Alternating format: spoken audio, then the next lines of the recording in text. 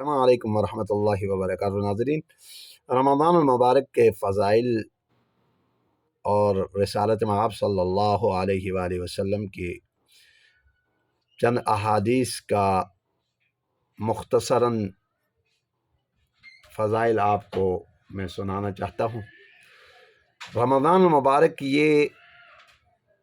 مہینہ مبارک ایسا ہے کہ یہ غمخواری کا مہینہ ہے اور صبر اور شکر کا مہینہ ہے۔ رمضان المبارک میں جتنا انسان صبر کرے گا، صبر کا بدلہ اللہ تبارک و تعالی بنی آدم کو بہتر عطا فرماتے ہیں، اور شکر کرنے والے کا مقام اور مرتبہ بھی اللہ تبارک و تعالی بلند و بالا فرماتے ہیں۔ تو آپ صلی اللہ علیہ وآلہ وسلم نے فرمایا کہ رمضان المبارک کے مہینے میں جو آدمی کسی کو افطاری کرائے گا، جو کسی کو افطاری کروائے گا، اس کو اتنا اجر مل جائے گا جیسے کہ ایک آدمی نے روزہ رکھا ہے، اس کے برابر کا اجر و ثواب مل جائے گا۔ تو صحابہ کرام رضوان اللہ تعالی علیہم اجمعین نے سوال کیا، یا رسول اللہ، کیا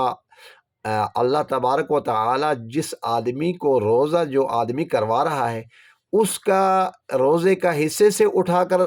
اس کو اجر دے دیں گے، یا اللہ تبارک و تعالی اپنے خزانہ غیب سے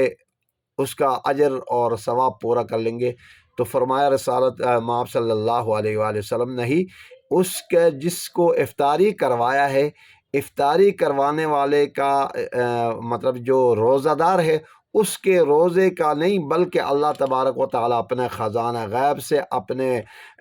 یعنی رحمت کے خزانوں سے اس کو اتنا اجر و ثواب عطا فرمائیں گے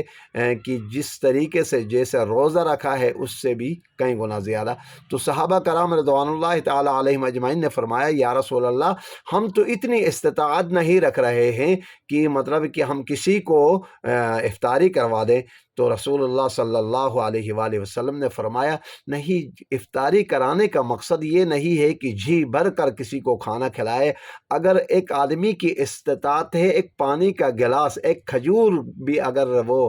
سامنے رکھ کر اگر اس کھجور سے افطاری کروا دے اخلاص کے ساتھ، اللہ کو راضی کرنے کے غرض سے، دکھلاوا نہیں، جیسے کہ آج کل زمانے میں دکھلاوا بہت زیادہ آ رہا ہے کہ بڑے بڑے دسترخوان لوگ بچھائے جاتے ہیں، اور پھر جو ہے نا ان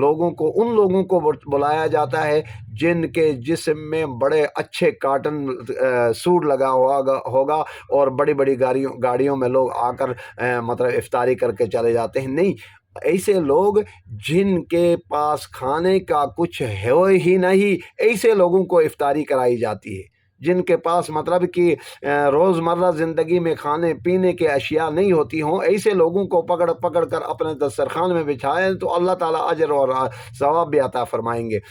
دکھلاوے کے لیے ہم اگر بڑے بڑے مگرمچھوں کو لے کر آئیں گے تو اس کا کوئی اجر و ثواب نہیں ہے۔ تو اس لیے رسول اللہ صلی اللہ علیہ وسلم نے فرمایا کہ نہیں، اگر ایک گلاس پانی سے بھی اخلاص سے اللہ کو راضی کرنے کے لیے اگر افطاری کروا دیا تو اتنا اجر و ثواب اللہ تبارک و تعالی عطا فرمائیں گے جیسے کہ جس آدمی نے روزہ رکھا ہے اس کے برابر کا اجر و ثواب مل جائے گا۔ اللہ تبارک و تعالی مجھے اور آپ کو بھی عمل کی توفیق عطا فرمائے۔ وآخر دعوانا ان الحمد للہ رب العالمین۔